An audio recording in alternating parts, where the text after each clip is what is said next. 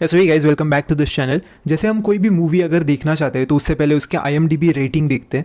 सो उसी तरह हम लोग अगर कोई कॉलेज चूज़ करना चाहते हैं तो बहुत बार हम लोग NIRF की रैंकिंग के ऊपर डिपेंड करते हैं कि NIRF की रैंकिंग क्या है और उसी के हिसाब से हम लोग कॉलेज चूज़ करते हैं। सो ये पूरा वीडियो में हम लोग वही डिस्कस करेंगे कि NIRF एग्जैक्टली क्या है। अभी रिसेंटली उनका कुछ 1-2 वीक पहले ही उनके रैंकिंग्स आए हैं। सो सरप्राइजिंगली बहुत सारे IITs NITs से भी बेटर प्राइवेट इंस्टीट्यूट्स के रैंकिंग्स आए हैं। सो इसका क्या सिस्टम है, क्या फैक्टर्स पर ये सब चीज़ें होती है, सो ये सब आज हम डिस्कस करेंगे। तो अगर आप चैनल पर नए हो तो प्लीज़ सब्सक्राइब कीजिए चैनल को और लोगों के साथ शेयर कीजिए कंटेंट को अगर अब मेरा वीडियो पसंद आ रहा है आपको तो। एंड यस, शुरू करते हैं फिर वीडियो को।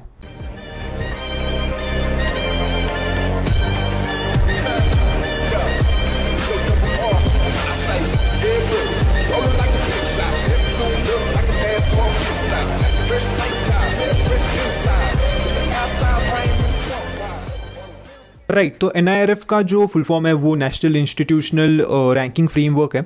सो बेसिकली ये वही करता है, ये MHRD के अंडर आता है। सो इसका काम ही ये पूरे इंस्टीट्यूट का ये है कि जो भी अलग अलग कॉलेजेस है इंडिया में उनको रैंक करने का, और उनके कुछ बेसिस होते हैं, कुछ फैक्टर्स होते हैं जिसके ऊपर ये रैंकिंग होती है। तो बहुत बार आपने सुना होगा कि NIRF की रैंकिंग से ही जो कॉलेजेस की फ़ीस है वो भी डिपेंड करती है। अगर बहुत अच्छा है कॉलेज तो फिर अगर NIRF का रैंकिंग बहुत अच्छा है तो उसके फ़ीस भी बहुत ज़्यादा मैटर करती है। उसके बाद ऐसी चीज़ें जैसे कि इनपुट कितना है, मतलब कि इनटेक कितना है स्टूडेंट्स का, ये सब भी चीज़ें बहुत ज़्यादा मैटर करती है। ये तो ऊपर ऊपर का हो गया, लेकिन अभी 5 फैक्टर्स जो मेन होते हैं जो कंसिडर किए जाते हैं उसके बारे में सबसे पहले देखते हैं। सो जो 5 फैक्टर्स हैं वो है teaching, learning and resources, that is TLR। उसके बाद research productivity, impact and IPR, that is RPII। उसके बाद ग्रेजुएशन आउटकम जो GO होता है। उसके बाद outreach and inclusive OI, and last में आता है perception, that is PR। So basically इन सब के 100 मार्क्स होते हैं। सो जैसे हमारे कोई भी कॉम्पिटिटिव एग्जाम में जैसे होता है कि अलग अलग मतलब अलग अलग सब्जेक्ट्स होते हैं और उसके मार्क्स होते हैं, और फिर उन मार्क्स में जिसको भी ज़्यादा मार्क्स मिलते हैं उसी को ज़्यादा रैंक आता है। तो वैसे ही होता है कॉलेजेस में भी। ये जो 5 सब्जेक्ट आप वैसे समझ लीजिए, 5 पैरामीटर्स है जिसके ऊपर आपको मार्क्स मिलते हैं। हर एक पैरामीटर के 100 मार्क्स है और उसका कुछ वेटेज है। मतलब जैसे कि आप देख सकते हो कि TLR के लिए 0.3 है, उसके बाद RPII के लिए 0.4 है। वैसे ही सबका अलग अलग कुछ ना कुछ क्राइटेरिया है, अलग अलग वेटेज है और अलग अलग मार्क्स है। सो आपके ये जो भी मार्क्स होंगे इसके बेसिस पर आपका जो मेन रैंकिंग होगा वो निकल के आएगा। तो कुछ फैक्टर्स और जिसके ऊपर ये ज़्यादा रिलाई करता है, जैसे कि इनटेक कितना है, मतलब कि मैंने जैसे पहले ही बोला था कि स्टूडेंट्स कितने ज़्यादा पास आउट हो रहे हैं उन कॉलेज में से या फिर उन यूनिवर्सिटीज़ में से। सो ये भी देखा जाता है कि कितने स्टूडेंट्स आ रहे हैं और कितने स्टूडेंट्स वहाँ से पास आउट हो रहे हैं एवरी ईयर। तो वो भी एक अच्छा फैक्टर है जो कंसिडर किया जाता है। उसके बाद डाइवर्सिटी भी देखी जाती है कि कितने सारे स्टेट से वहाँ पर लोग आ रहे हैं। मतलब कि अगर कोई कॉलेज महाराष्ट्र में तो कितने सारे लोग साउथ इंडिया से आ रहे हैं, कितने सारे लोग अपने नॉर्थ से आ रहे हैं, कितने ईस्ट वेस्ट साइड से आ रहे हैं। तो ये सब देखा जाता है। कितने लैंग्वेजेस वहाँ पर बोली जाती है, ये सब देखा जाता है। तो ये बहुत छोटे छोटे फैक्टर्स है जो डिटरमाइन करती है कि आपका कॉलेज का रैंकिंग क्या होगा। उसके बाद एक बहुत इंपॉर्टेंट चीज़ जिसके ऊपर ये पूरी रैंकिंग मतलब डिपेंड करती है वो है रिसर्च। सो रिसर्च मतलब कि कितने सारे पब्लिशर्स, रिसर्च मतलब कि कितने सारे जो पेटेंट्स होते हैं वो हो रहे हैं, या फिर कितने पेपर्स पब्लिश हो रहे हैं, अच्छे अच्छे जर्नल्स में पेपर अगर पब्लिश हो रहा है स्टूडेंट्स का तो वो देखा जाता है। उसके बाद रिसर्च किस लेवल की हो रही है, पेटेंट हो रहा है कि नहीं किसी का। तो ये सब चीज़ें भी फैक्टर्स बहुत ज़्यादा इंपॉर्टेंट है ये रैंकिंग को डिसाइड करने में।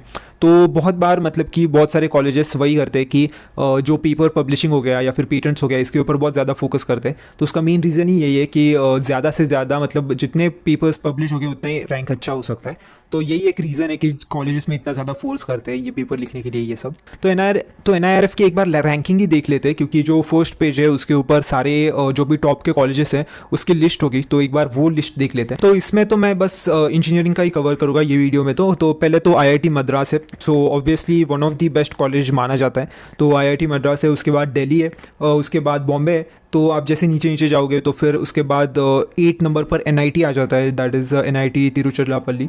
तो वो भी काफ़ी अच्छा, मतलब one of the best NITs माना जाता है उसे। उसके बाद सूरतकल आता है। सो ऐसे ही है। उसके बाद आप देखोगे कि एक सरप्राइजिंग बहुत ज़्यादा लोगों को लगता है कि IIT BHU से ज़्यादा रैंकिंग VIT वेल्लोर को दी गई है। तो ये इसके ऊपर बहुत ज़्यादा ट्रोलिंग हुई थी जो NIRF रैंकिंग है उसकी भी, कि मतलब ऐसे कैसे हो सकता है कि एक प्राइवेट इंस्टीट्यूट IIT से भी बेटर परफॉर्म कर रहा है। तो आईआईटी सिर्फ बीएचयू नहीं तो इवन एनआईटी राउरकेला जो बहुत अच्छा एनआईटी माना जाता है, मतलब सच में बहुत ज़्यादा अच्छा है। तो ये फैक्टर थोड़ा मैं शॉर्ट में एक्सप्लेन करता हूँ कि जो एनआईआरएफ रैंकिंग होती है वो मतलब कि कॉलेज की रैंकिंग है, उसमें कोई भी रोल आपके स्टूडेंट का नहीं है, मतलब कि आपके स्टूडेंट लाइफ पर उसका कुछ फ़र्क नहीं पड़ने वाला है। उसका मतलब ये है कि स्टूडेंट्स के जो फैक्टर्स है, मतलब जैसे कि मतलब कि स्टूडेंट के एडमिशन के टाइम पे जो फैक्टर्स होते हैं, जैसे कि सबसे पहले अगर कोई भी नॉर्मल स्टूडेंट कॉलेज में, कोई भी अच्छे कॉलेज में क्यों जाना चाहता है, अच्छा प्लेसमेंट चाहिए, राइट।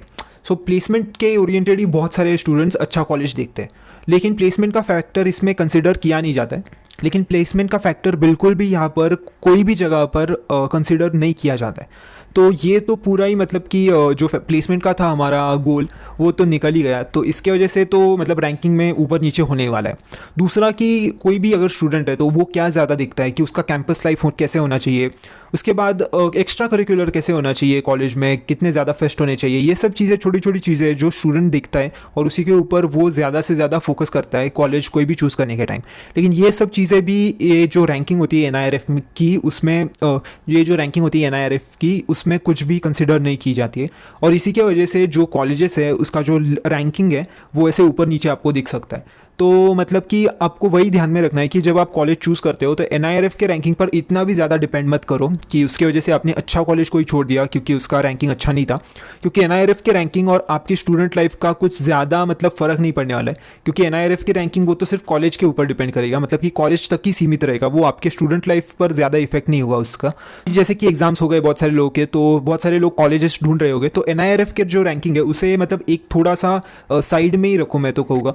और अगर आप सोच भी रहे हो कि एनआईआरएफ के ऊपर ही मैं अपना लिस्ट बनाऊंगा कॉलेजेस का प्रेफरेंस लिस्ट, तो वो थोड़ा अनफेयर होगा, क्योंकि इतना भी ज़्यादा एक्यूरेट या फिर जो आपको चाहिए, जो कॉलेज स्टूडेंट्स को चाहिए, वो सब वो प्रोवाइड नहीं करता है, मतलब कि रैंकिंग उस बेसिस पे नहीं होता है। सो ये थोड़ा सा कॉशियस रहना ज़रूरी है, और इसी के लिए मैंने वीडियो बनाया कि अभी जैसे कि जेडब्ल्यू तो हो गया है, तो बहुत सारे लोग अभी से कॉलेजेस ढूंढना शुरू करते हैं, अपने प्रेफरेंस लिस्ट बनाना शुरू करते हैं। तो ये काफ़ी इंपॉर्टेंट है कि आपको ये क्लियर हो कि एनआईआरएफ का रैंकिंग जो है वो मतलब कि कॉलेज का ऐसे वो प्रेफरेंस लिस्ट में वो ज़्यादा मैटर नहीं करना चाहिए। सो यही है, I guess that's it from my side, सिर्फ यही मैं बताना चाहता था। सो अगर आपको वीडियो पसंद आए तो प्लीज़ शेयर कीजिए लोगों के साथ, सब्सक्राइब कीजिए चैनल को, and stay tuned to this channel. Thank you.